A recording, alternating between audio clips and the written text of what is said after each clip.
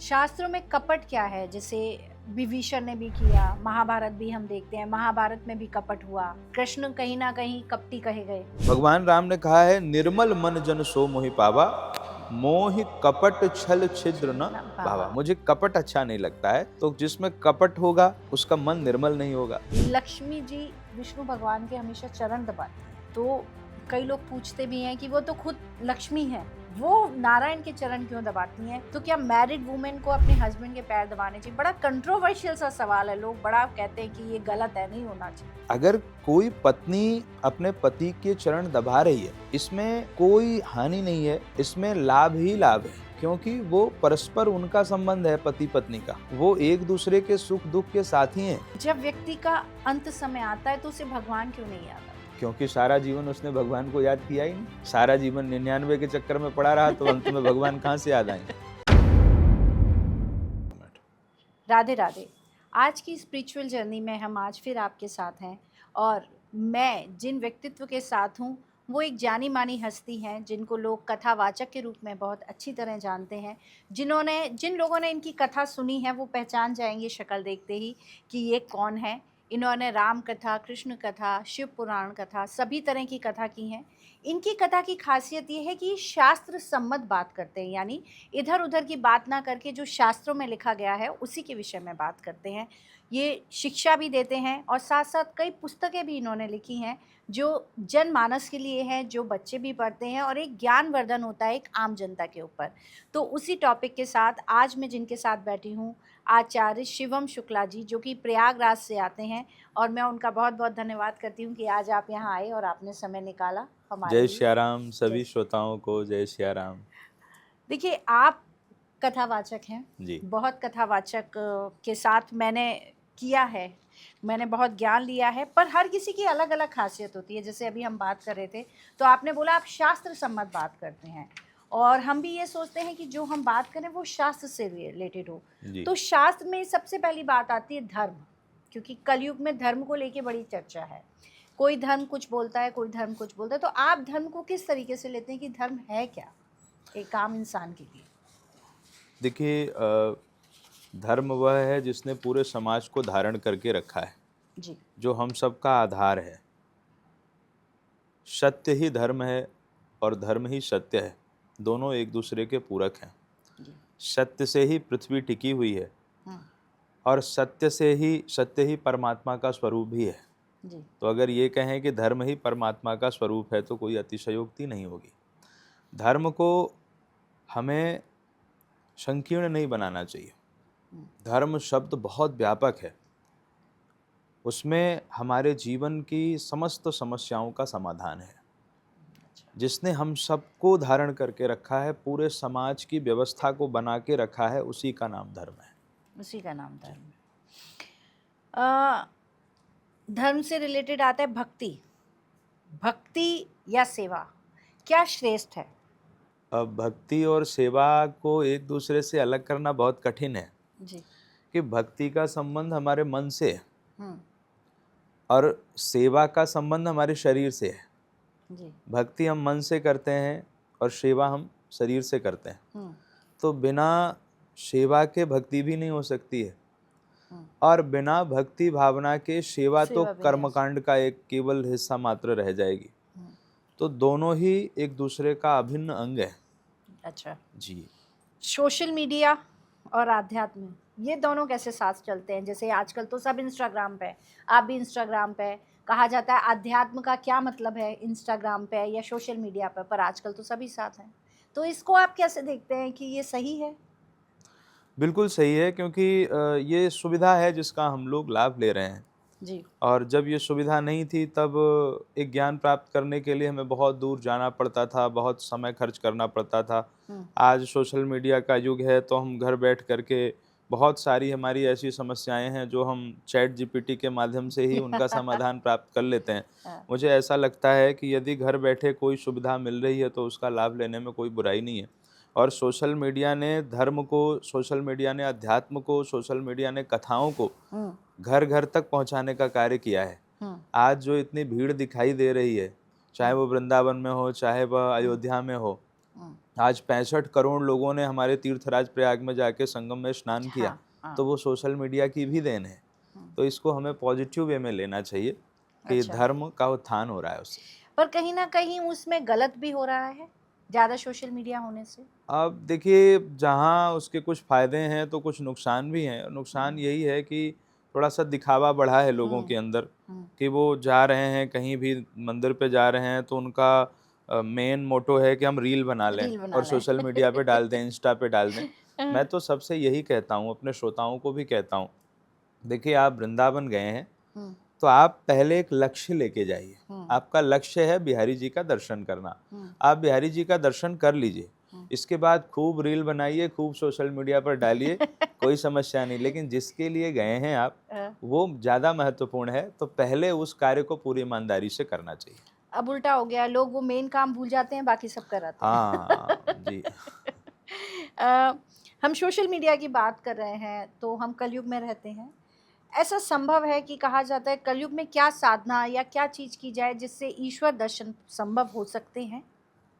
कलियुग केवल हरि गुण गाहा, हुँ, नहीं कली धर्म न भगत विवेकु, राम नाम अवलंबन एकु। हुँ, कलयुग में एकमात्र सहारा है, वह है ठाकुर जी के नाम का।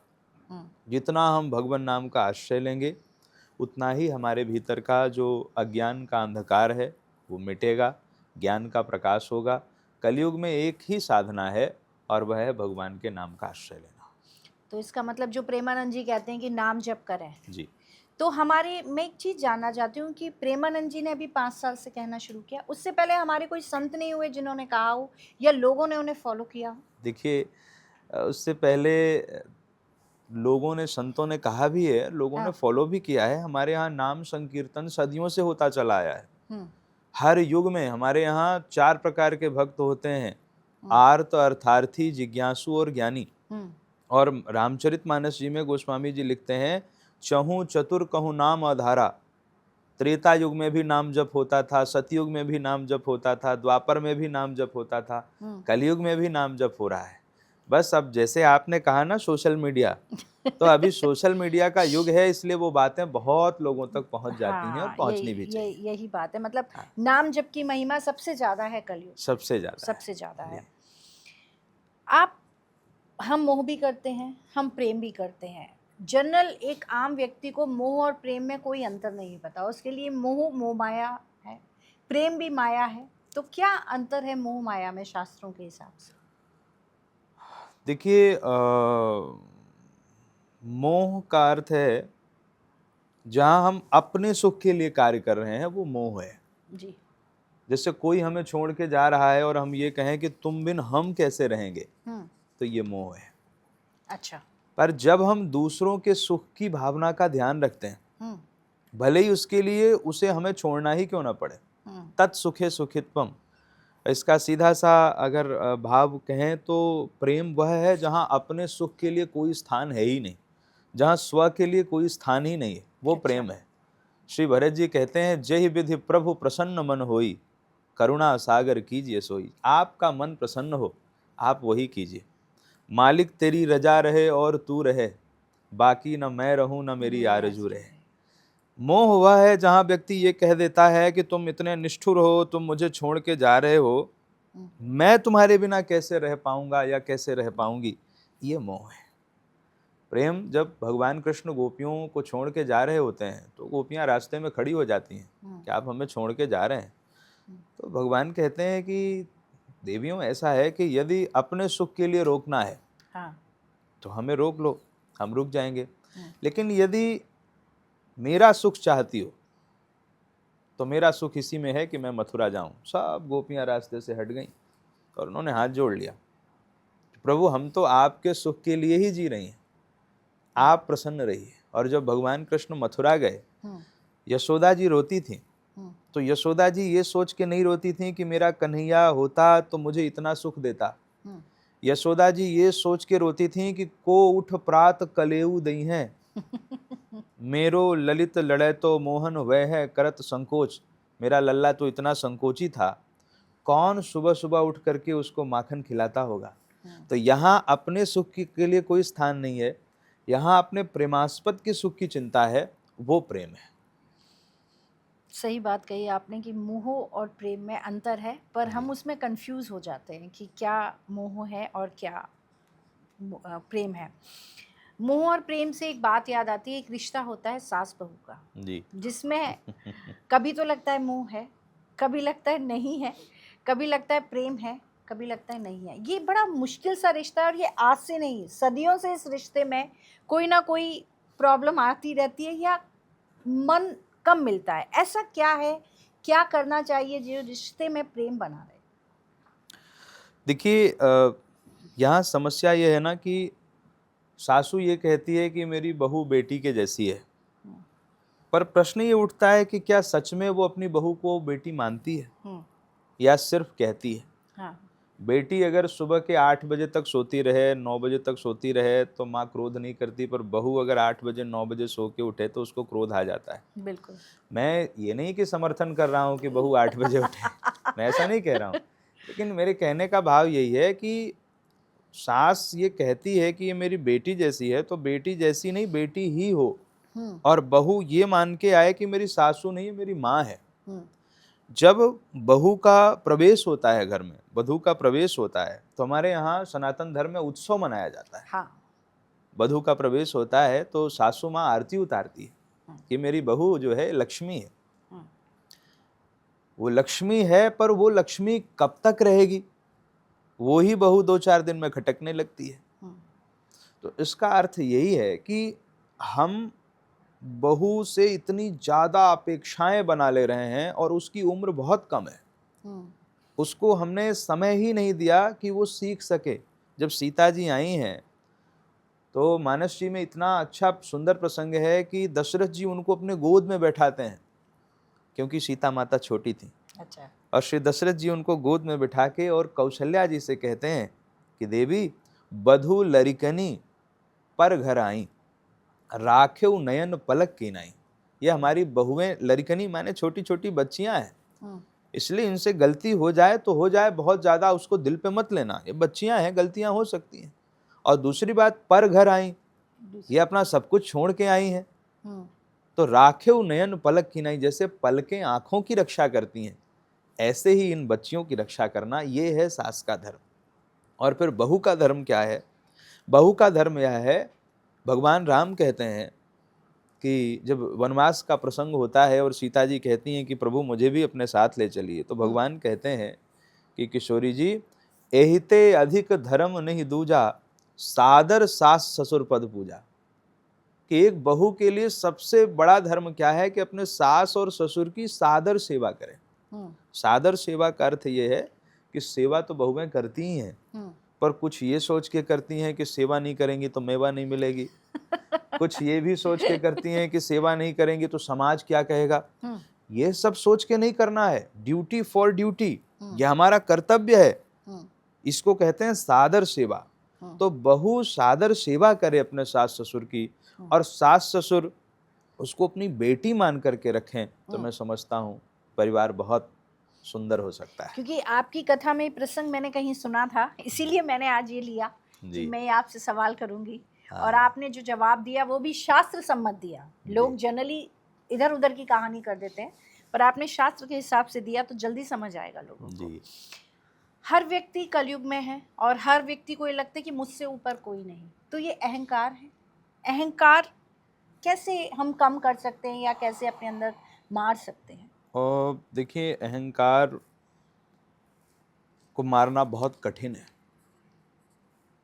मानस में गोस्वामी तुलसीदास जी ने विनय पत्रिका में लिखा है कि रावण मोह का प्रतीक है, हम्म, और उसका जो भाई है कुंभकर्ण, ये अहंकार का प्रतीक है। अच्छा, मोह दशमौलि तदभ्रात अहंकार। अहंकार को मारा किसने? अहंकार रूपी कुंभकर्ण को या तो सुग्रीव बच पाए उनसे, और या तो उसका उनका वध भगवान राम ने किया है। हम्म, सुग्रीव ही बच पाए। वो सुग्रीव को कांख में दबा के और चला जा रहा था, तो सुग्रीव ने मरने का नाटक किया कि मैं मर गया हूं। उन्होंने हाथ पांव ढीले कर दिए, तो उसको लगा कि अरे ये तो मर गया, तो मर गया तो मरे हुए को क्या ले जाना, तो उसने उसको लेके सुग्रीव को फेंकना चाहा। और जब फेंकने लगा तो वो फुर्ती से उछले और उन्होंने कुंभकर्ण की नाक कान काट ली। तो अहंकार की नाक कान कौन काटेगा? जो मुर्दे के समान होगा। मुर्दे के समान का अर्थ है कि जो विनम्र होगा, जिसमें अकड़ नहीं हो, जिसमें जो किसी के सामने अहंकार न करे, उनका नाम ही है सुग्रीव। ग्रीव माने, ग्रीवा माने गर्दन, और सु माने सुंदर, जिसकी गर्दन सुंदर हो। अब गर्दन किसकी सुंदर होगी? जो झुकना जानता होगा, जिसके अंदर विनम्रता होगी। जिसके अंदर विनम्रता होगी, जो झुकना जानता होगा, वही अहंकार को जीत सकता है। और ऐसे ही व्यक्ति को भगवान अपना मित्र बनाते हैं, जिसमें विनम्रता होती है। तो विनम्रता जब जीवन में आएगी तभी धीरे धीरे अहंकार का नाश होगा। पर सम्यक रूप से अहंकार को मारना अत्यंत कठिन है। ये बिना भगवत साक्षात्कार के संभव नहीं होता है। शास्त्रों में कपट क्या है? जैसे विभीषण ने भी किया, महाभारत भी हम देखते हैं, महाभारत में भी कपट हुआ। हाँ। कृष्ण कहीं ना कहीं कपटी कहे गए।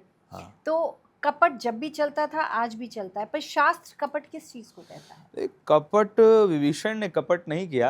विभीषण तो भगवान राम की शरण में गए।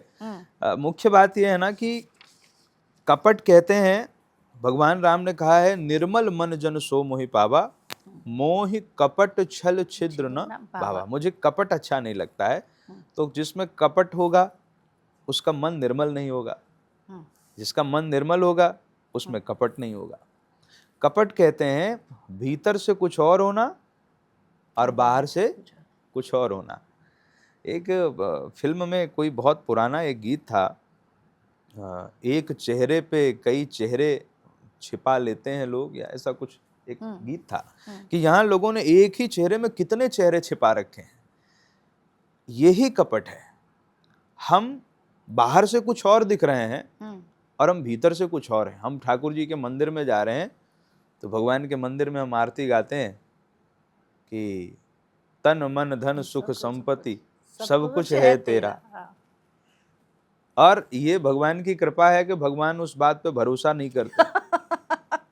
नहीं, अगर भरोसा करके भगवान कह दें लाओ सब दे दो मेरा, हाँ भगवान सब ले लें, तो भगवान भी जान रहे हैं कि भाई ये कपट कर रहा है, ये बोल तो रहा है लेकिन, और उसी मंदिर में हम दूसरी आरती भी गा देते हैं, सुख संपत्ति घर आवे। तो एक और हम कह रहे हैं सब भगवान का है और एक और हम कह रहे हैं कि सब हमें दे दो। ये कपट है। तो इसका मतलब हर कोई कपटी है कलयुग में? नहीं, हर, देखिए मैं तो ये कहता हूं कि भगवान के मंदिर में जब भी जाइए तो ये कहना ही नहीं चाहिए कि हे प्रभु मैं आपका हूं। क्यों? कि यहाँ कपट की संभावना है। क्या पता हम संसार के हों। हम भगवान के मंदिर में कह रहे हैं त्वमेव माता च पिता त्वमेव, और चिल्ला चिल्ला के गाते हैं और आखिरी में कहते हैं त्वमेव सर्वम, और घर जाके अपनी देवी जी को कह देते हैं कि त्वमेव सर्वम।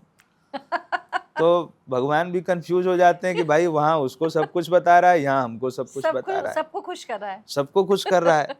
तो कहीं ना कहीं तो कपट हो रहा है, या तो वहां हो रहा है या तो यहाँ हो रहा है। इसलिए हमें ऐसा लगता है कि भगवान के मंदिर में हम जब भी जाएं तो हमें ये कहने के बजाय कि मैं आपका हूं, एक शब्द जोड़ देना चाहिए, प्रभु मैं बुरा या भला जैसा भी हूं मैं आपका। वहां कपट समाप्त हो जाए। यहाँ ये बढ़िया बात बताई आपने कपट समाप्त करने के लिए। आजकल रिलेशनशिप में बहुत इशू है, तो कोई ऐसी, क्योंकि शिव पार्वती जी का प्रेम अटूट था जी, तो कोई ऐसी पूजा जो हम पार्वती माता की कर सकें जिससे रिलेशनशिप बहुत अच्छी हो जाए? हम लोग शास्त्र में पढ़ते हैं कि माता पार्वती की उपासना करने से दाम्पत्य जीवन में प्रेम बढ़ता है। जब हम किसी की उपासना करते हैं तो उनका जो चरित्र है वो हमारे भीतर उतरता है।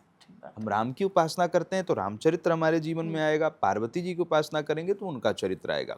तो पार्वती माता का जो चरित्र है वो कैसा चरित्र है? आजकल एक चीज से भी हमें बड़ी आपत्ति होती है कि लोग कहते हैं कि बस ऐसे ऐसे उपाय कर दो, ऐसे ऐसे टोटके कर दो, उससे भोले बाबा मिल जाएंगे। हाँ। और मंदिरों में ऐसे टोटकों की बाढ़ आ गई। लोग इस तरह के उपाय करते हैं। अगर मेरा तर्क है, अगर ऐसे उपाय करने से ही महादेव मिलते हैं तो माता पार्वती को क्यों नहीं मिल गए?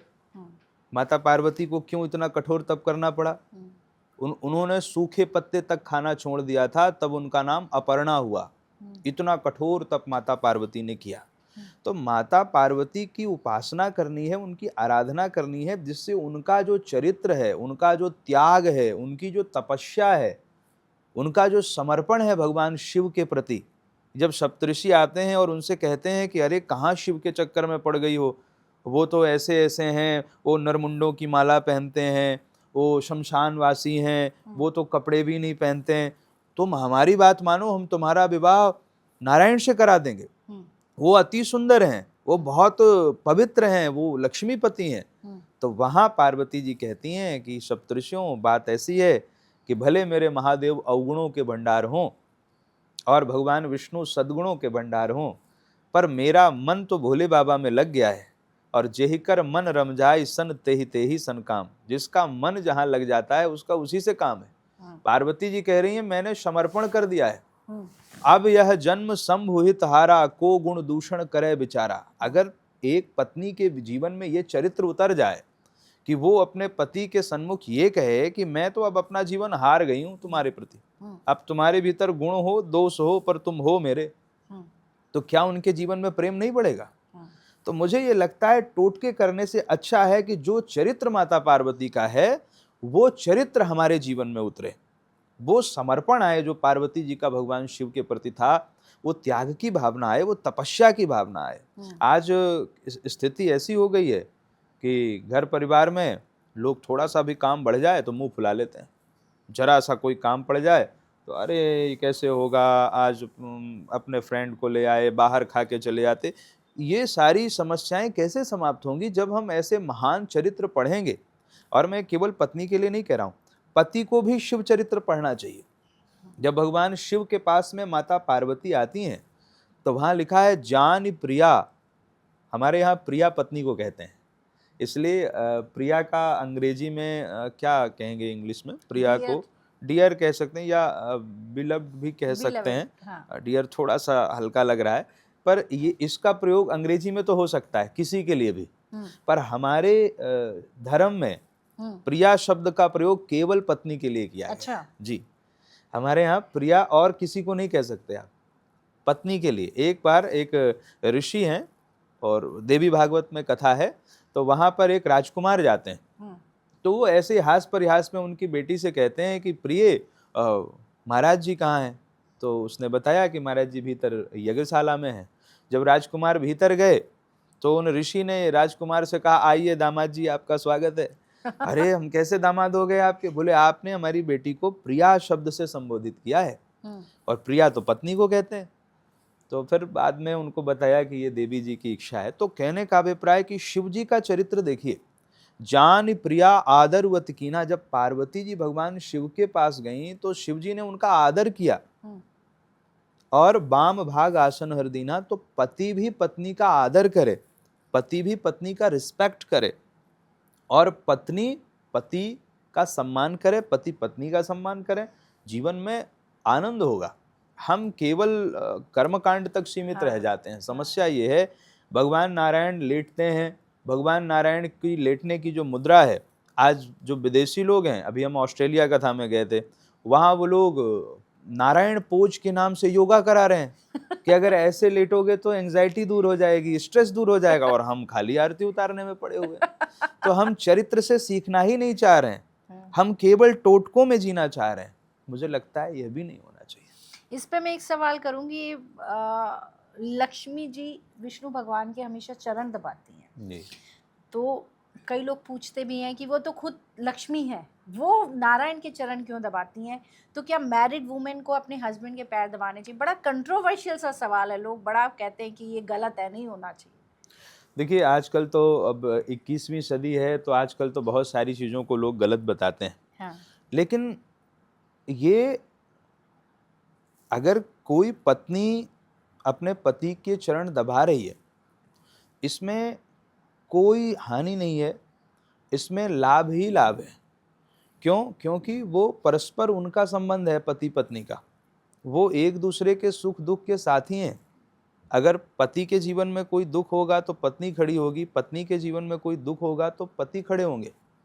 अगर सीता जी ने राम जी की सेवा की है तो सीता जी की खोज में भगवान राम भी 5000 किलोमीटर लगभग पैदल चल के गए और बंदर भालुओं की सेना इकट्ठी करी है, समुद्र पर पुल बनाया है और रावण जैसे दुर्दांत राक्षस का वध किया है, सबका विनाश किया केवल अपनी पत्नी के लिए। तो पत्नी यदि पति की सेवा करती है तो पति भी पत्नी की रक्षा करता है, इसलिए उसका नाम पति है, पाति रक्षति। और पत्नी का अर्थ होता है पतनात् त्रायते, जो अपने पति को पतन में जाने से बचाए। इसलिए हमारे यहाँ माताओं में बड़ी श्रद्धा होती है। अच्छा, जिसमें श्रद्धा होगी वही सेवा करेगी। पुरुष जो होता है वो ज्ञान प्रधान होता है, स्त्री जो होती है वो श्रद्धा प्रधान होती है। इसीलिए कई बार मैं ये बात कहता हूँ कि पतियों से कहता हूँ कि भाई तुम्हारी देवी जी अगर कुछ कह दें तो दिल पे मत लिया करो। तो बोले क्यों? हमने कहा देखो उनका जीवन श्रद्धा प्रधान होता है, और जिसका जीवन श्रद्धा प्रधान होता है ना, उस क्षणे तुष्टा क्षणे रुष्टा, वो एक क्षण में कुछ भी बोल जाएगी पर अगले क्षण उसको लगेगा कि नहीं ये थोड़ा ज़्यादा हो गया। तो उसका बहुत मैथमेटिकली आकलन नहीं करना चाहिए। उनका जीवन श्रद्धा प्रधान है। अगर वो पति की सेवा कर रही हैं तो शास्त्र में लिखा है कि अगर पत्नी पति की सेवा करती है तो बिना कुछ किए ही सहज उसको मोक्ष की प्राप्ति हो जाती है। सहज। हमारे यहाँ विवाह में 4 फेरे होते हैं, धर्म, अर्थ, काम, मोक्ष, 4 पुरुषार्थ हैं। जब धर्म का फेरा होता है तो पत्नी आगे जाती है। पत्नी कहती है कि आप मेरे पीछे चलो, मैं आपके आगे चलूंगी और मैं आपसे धर्म करवाऊंगी सारा जीवन, इसलिए आप मेरे पीछे चलो। कितने लोगों को मैं जानता हूं जो मंदिर नहीं जाते थे, नास्तिक थे, पत्नी के कारण ही भक्त हो गए। दूसरा फेरा होता है अर्थ का, पत्नी फिर आगे आ जाती है, वो कहती है आप मेरे पीछे चलो, घर की पूरी गृहस्थी मैं चलाऊंगी, पूरी अर्थव्यवस्था को मैं मेंटेन करूंगी। तीसरा फेरा होता है काम का, पत्नी फिर आगे आ जाती है, वो कहती है आप मेरे पीछे चलो, मैं आगे चलूंगी। काम के फेरे में भी पत्नी आगे चलती है। और जब चौथा फेरा मोक्ष का आता है तो पति कहता है देवी काम, धर्म, अर्थ और काम में तुम आगे थी, अब मोक्ष का फेरा है, मुझे आगे हो जाने दो, तुम मेरे पीछे आ जाओ तो मैं तुम्हें मोक्ष की प्राप्ति करा दूंगा। तो सहज है दोनों का बहुत जीवन। बढ़िया बात आपने बताई है। हमें किसी भी गलती पर माफ़ी मांगना बड़ा अजीब लगता है, तो कहा जाता है कि माफ़ करने वाला बड़ा होता है माफ़ी मांगने से, क्या है ये? माफ करने वाला इसलिए बड़ा होता है, देखिए, क्योंकि माफी वह मांगेगा जो अपने अहंकार को निर्गलित करेगा, जिसको लगेगा कि भाई ठीक है, ईगो को एक साइड रख लो, माफी मांग लेते हैं। पर माफ वह करता है जो उदार होता है, जिसके अंदर उदारता होती है, वो ही माफ कर सकता है। तो माफ करना माफी मांगने से बड़ा है, क्योंकि उसके भीतर उदारता, और उदारता बहुत बड़ा गुण है। उदारता भगवान रामचंद्र जी के भीतर थी, ऐसो को उदार जग माही। तो जिसके भीतर उदारता होगी वो ही किसी को क्षमा कर सकता है। आजकल एक अजीब सी बीमारी चलती है डिप्रेशन की जी। बहुत लोग डिप्रेशन है। इसमें 2 चीज़ें हैं, एक तो अकेलापन और एक एकांत में। बहुत से लोग कहते हैं मुझे अकेले रहना पसंद है, बहुत से लोग कहते हैं मुझे एकांत में रहना पसंद है। तो दोनों को हम कैसे समझते हैं, अकेलेपन को? अकेलापन और एकांत में बहुत अंतर है। अकेलापन का अर्थ हुआ कि संसार ने हमको छोड़ दिया, हम एंजाइटी में भी हैं, डिप्रेशन में भी हैं, दुनिया ने हमको किनारे कर दिया, किसी ने हमको छोड़ दिया, हम अकेले पड़ गए। एकांत का अर्थ होता है कि हमने संसार को छोड़ दिया, अपोजिट हो गए, दोनों अपोजिट हो गए। हम स्वयं अपनी इच्छा से हमने एकांत को स्वीकार किया। तो एकांत की स्थिति जो है वो ब्रह्म साक्षात्कार की स्थिति है। जब हम एकांत में होते हैं तब हम अपने सेल्फ के बहुत ज़्यादा नज़दीक होते हैं, तब हम अपनी अंतः प्रज्ञा के बहुत नज़दीक होते हैं, और तब हम ईश्वर प्राप्ति के बहुत नज़दीक होते हैं। क्योंकि जब हम एकांत में होते हैं तभी ईश्वर हमारे साथ होता है।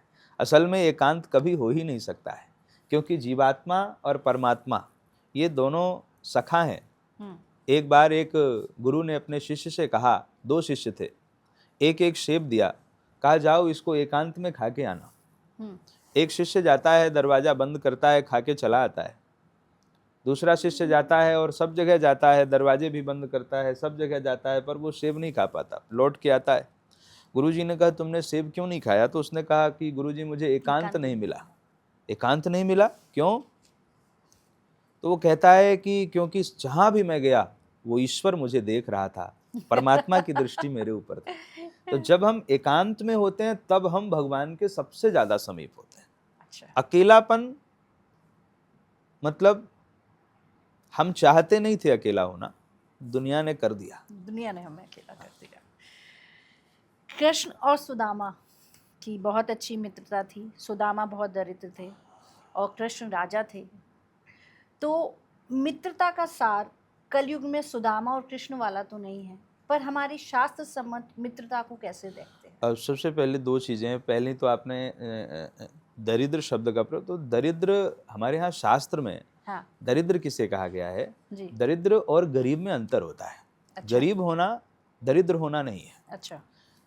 निर्धन होना और दरिद्र होना दोनों में अंतर है।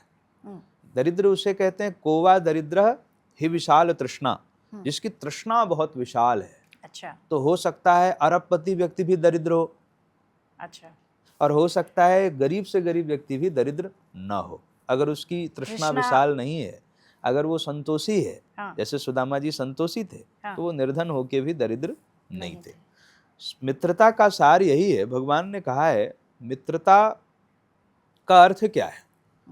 मित्रता का अर्थ है कि निज दुख गिरि सम रज करी जाना, मित्रक दुख रज मेरु समाना। भगवान राम कह रहे हैं कि मित्र के छोटे से दुख को भी पहाड़ के जैसा समझकर उसको दूर करने का प्रयास करना चाहिए, और अपना पहाड़ जैसा दुख भी हो तो उसे भूल जाना चाहिए। और एक बहुत सुंदर बात उन्होंने कही जो आज के समय में बड़ी प्रासंगिक है, क्योंकि आज लोग स्वार्थ के लिए मित्र बना रहे हैं। भगवान कहते हैं सच्चा मित्र वह है जो देत लेत मन शंक न धरे, जो देने में और लेने में शंका न करे। यहाँ महत्वपूर्ण बात यह है कि भगवान ने पहले देने की बात कही, लेने की बात नहीं कही। तो जो जिसमें देने की भावना हो, जो जिसके भीतर त्याग की भावना हो, वो ही सच्चा मित्र है। वही सच्चा। और वो ही मित्रता, और ऐसा मित्र संत के समान हितकारी होता है।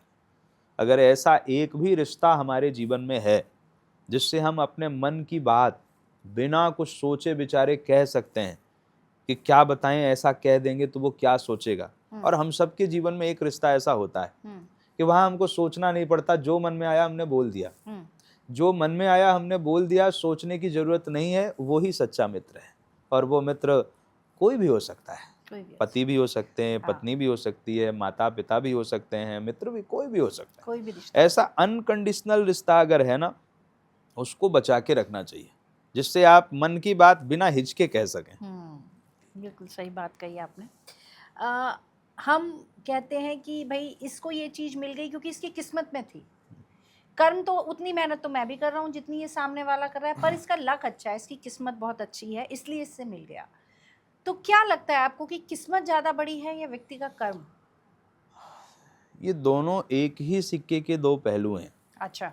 जिसको हम किस्मत कह रहे हैं वो भी पहले कर्म ही था, कर्म ही किस्मत बना। अच्छा।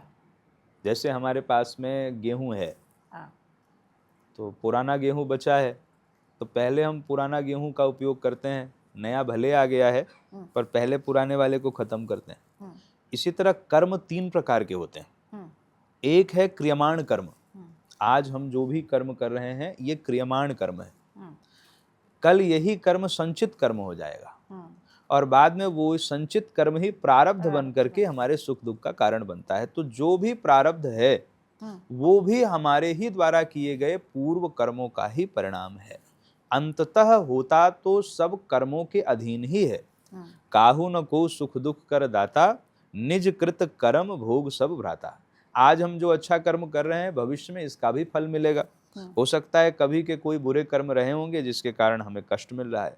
तो हमें लगता है भाग्य पर भरोसा नहीं करना चाहिए, अपने कर्म पर भरोसा करना चाहिए, क्योंकि जो आपके हाथ में है ही नहीं उसके बारे में ज्यादा सोचने से मिलेगा क्या। कर्म ही भाग्य बनेगा, इसलिए कर्म पर भरोसा रखिए। हमारे यहाँ जितने भी अवतार हुए हैं भगवान राम ने कर्म पर विश्वास किया है, कर्म किया है भगवान राम ने। और मानस में एक चौपाई है, तप बल रचय प्रपंच विधाता, तप बल विष्णु सकल जगत राता, तप बल शंभु करई संघारा, तप बल शेष धरे मही भारा, तप आधार सब सृष्टि भवानी। स्वप्न आया था माता पार्वती को, उसमें एक ब्राह्मण ने कहा कि पूरा संसार ही तपस्या के अधीन है, तो हमको केवल कर्म करना चाहिए, तप करना चाहिए, केवल तप करना चाहिए। जब व्यक्ति का अंत समय आता है तो उसे भगवान क्यों नहीं याद आते? क्योंकि सारा जीवन उसने भगवान को याद किया ही नहीं। सारा जीवन 99 के चक्कर में पड़ा रहा, तो अंत में भगवान कहाँ से याद आएंगे। जीवन हमारा जैसे बीतता है, जिस एटमॉस्फेयर में बीतता है, अंत समय हमें वही याद आता है। और अंत समय भगवान तब याद आते हैं जब हमारा जीवन संयमित हो, नैतिकतापूर्ण जीवन जिए, हम किसी को कष्ट ना दें, तब जाके एक अभ्यास करते करते करते करते जन्म जन्म मुनि जतन कराएं, जब अनेक जन्म हम जतन करते हैं, तब ठाकुर जी हमें अंत समय में याद आते हैं। कलयुग चल रहा है जी, कलयुग का अंत भी होना है, तो कहते हैं बहुत ही डरावना जो अभी तक हमने सुना है, कलयुग का अंत होगा, पर शास्त्र क्या कहते हैं कि कलयुग का अंत कैसे होगा? अभी तो कलयुग का प्रथम चरण चल रहा है। कलयुग के अंत में भगवान ही कल की अवतार लेकर के आएंगे और जितने भी दुष्ट शासक होंगे उनका नाश करेंगे और सतयुग की स्थापना करेंगे, ऐसी मान्यता शास्त्र में। ऐसी मान्यता है। कलयुग में पाप मुक्ति कैसे मिल सकती है? हम रोज कुछ ना कुछ गलत करते हैं, कुछ ना कुछ पाप करते हैं, हमें नहीं पता, पर क्या हम ऐसा कुछ जीवन में एक साधारण सा आचरण अपने अंदर कर लें जिससे हम कर भी लें गलत तो वो सही हो जाए? पाप से मुक्ति पाने के लिए दो ही उपाय हैं। पहला है पश्चाताप और दूसरा है प्रायश्चित। पश्चाताप हमारे भीतर का भाव है जो हमें ग्लानि से भर देता है, और प्रायश्चित एक कर्म है जो हमको करना पड़ता है। तो पश्चाताप, पहले तो जो पाप हुआ है उसके प्रति पश्चाताप की भावना हो, मन में एक ग्लानि की भावना हो कि हमसे बड़ा अपराध हुआ, हमसे पाप हुआ, और उसके बाद प्रायश्चित कर्म किया जाए। प्रायश्चित कर्म क्या है? हमारे यहाँ प्रायश्चित कर्म के अनेक साधन बताए गए, जैसे गंगा स्नान कर लेना या धर्मशास्त्रों का अध्ययन कर लेना, है ना, गाय को रोटी खिलाना, अनेक प्रायश्चित कर्म हैं जो शास्त्र में बताए गए हैं। सबसे बड़ा प्रायश्चित कर्म है कि पश्चाताप करने के बाद ठाकुर जी के नाम का आश्रय लिया जाए, भगवान के नाम का आश्रय लिया जाए।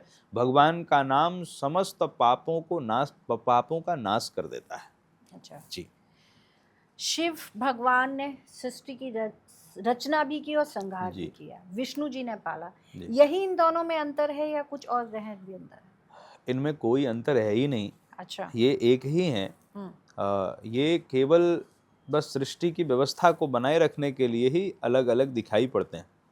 भगवान विष्णु सतोगुण को स्वीकार करते हैं, तब वो पालन करते हैं। भोले बाबा तमोगुण को स्वीकार करते हैं, इसलिए वो संहार करते हैं।